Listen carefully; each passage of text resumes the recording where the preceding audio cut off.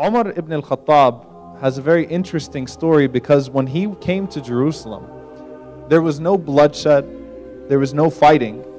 In fact, Jerusalem was in such turmoil that the leaders welcomed his coming and welcomed becoming part of the Islamic Empire, and this is something that's well documented. But they told, because it was tradition that the Khalifa would stay in Medina, the stronghold, he should not leave his city. They told Abu Ubaidah Jarrah, they said that we will not give the keys to the city except for your leader. We will only give it to him. So he's got to come and he's got to take the keys himself. And so basically what we find is that Heraclius organized a welcoming ceremony for Umar bin al-Khattab to be handed the keys of Jerusalem. He invited the Patriarch of Rome as well as the Bishop of Jerusalem.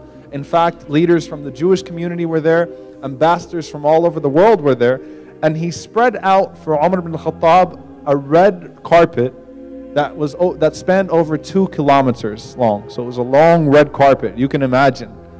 When he just starts making his way there, he's going to already be stepping on a red carpet to show him a good welcome, and to, because they heard of his justice, and to truly give him royal treatment.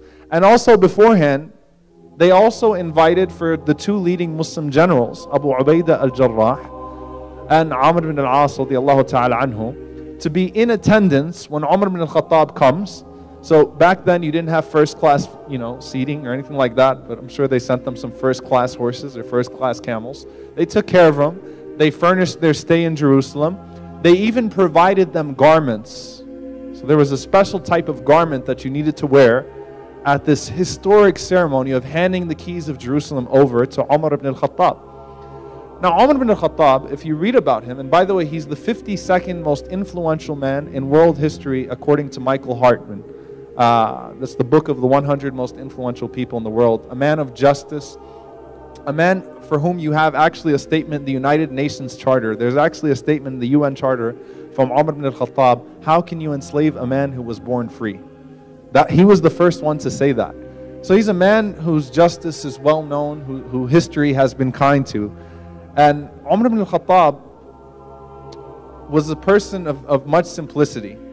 Big, huge man, okay? Gigantic in the true sense of the word. The description of him is that if he sat on a horse, his feet would touch the ground. It's a huge individual, huge human being. Very intimidating look because of how big he was. And he set such a tone of justice during his rule. I'm talking about in the rule in Medina. So Umar ibn al-Khattab, he asked the people in Medina, he said, should I go there to take the key, or is this some kind of setup or some kind of plot? Am I going to be killed? Is this a wise decision? It's never wise for the leader to leave his base. They said, you know what? For this case, it's okay. He went out there. He took with him 1 servant, and they had 1 camel. And he made a deal with the servant beforehand. He said, on the way there, I'll ride for half of the time, and you pull me, and then you ride for half the time, and I'll pull you. So they took turns, 50-50.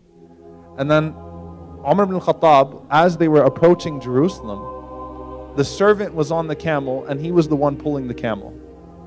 Not only that, but right before they got to Jerusalem, he fell into a mud puddle, so his clothes got covered in mud too. And he's pulling the servant, and he's covered in mud, and he has 17 patches in his cloth. And, everyone is waiting there with their best clothes. Everyone is waiting there to give him this grand royal reception. Here he is walking in. He's got mud all over him. And so the servant at least tells him as they get to the red carpet, it's 2 kilometers long. He says, I think we should switch now. Umar ibn al-Khattab said a deal is a deal. 50-50, it's still your turn. So, but, you're kind of going in to take over the greatest city in the world, No. You stay on the camel. We'll keep walking. Umar ibn al-Khattab comes walking with the camel, and the people are waiting, and the people are standing out, and they're waiting out their windows to see who this great leader is. And they see this man coming and running with a camel with dirt all over his clothes and 17 patches. So Abu Ubaidah and Amr, they were the 2 that were invited to be part of this reception. Abu Ubaidah, who himself was a very simplistic man but recognized the situation at this point, Abu Ubaidah, he gets upset with this. He goes and he walks out to Umar ibn al-Khattab. He's like, I got to take care of some business with the leader before he comes and takes the key. And he says, you've embarrassed us. You've humiliated us.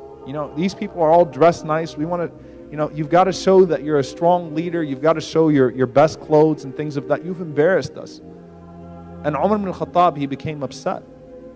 And he said, نَحْنُ قَوْمٌ أَعَزَّنَ اللَّهُ بِالْإِسْلَامِ. We were a people who God gave dignity through faith, through Islam. And if we seek honor and dignity and glory through any other means, we will surely be humiliated. Meaning, I'm not that superficial person I used to be. Umar was known before he became Muslim to be an extremely well-dressed, wealthy man. He was one of the few literates, few people that could read in his time. They didn't expect that from him. But he said, we seek our glory through faith. We don't seek it through subjugating anybody. We don't seek it through some pompous, display. We seek it through faith. And so he received the keys from Heraclius. And the people were shocked. And then the bishop of Jerusalem took him to the Church of Nativity. He gave him a little bit of a tour of Jerusalem. And he took him to the Church of Nativity. And while they were in the Church of Nativity, the call for prayer came. The call for prayer came, for the noon prayer came. And Umar ibn al-Khattab was in there and he knew it was time to pray. And the bishop of Jerusalem told him, he said, look, why don't you just go ahead and pray here? You're the leader. You don't have to go outside and pray. You can just pray here. It'll be an honor for us. And Umar ibn al-Khattab, he said to him, he said, no. He said, because I'm afraid that Muslims will come generations later and claim this is a masjid, this is a mosque, because this is where I prayed. So he walked out of the church, he walked down the steps, and he prayed right there. And then lo and behold, 400 years later, they built a mosque there called Masjid Umar, the Mosque of Umar. So he was right. He knew how history works with these things. He didn't want people to claim that church as a mosque just because he prayed there. Not because it was impermissible or not because there was some theological objection to that. He just wanted to give the people their rights and their respect. He also made the famous Pact of Umar, which essentially guaranteed the rights of all citizens there, guaranteed the rights of people to practice their own faiths. Christians and Jews not only were allowed to live in peace, they were allowed to judge each other by their own law. So they were not subject to Islamic law. They were allowed to keep things according to their law, out of sensitivity and out of justice towards them. So it wasn't like, again, the Bible was thrown away or the Torah was thrown away.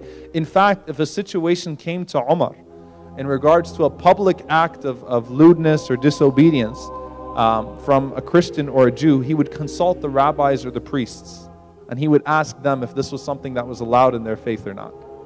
So it was complete justice, complete honor.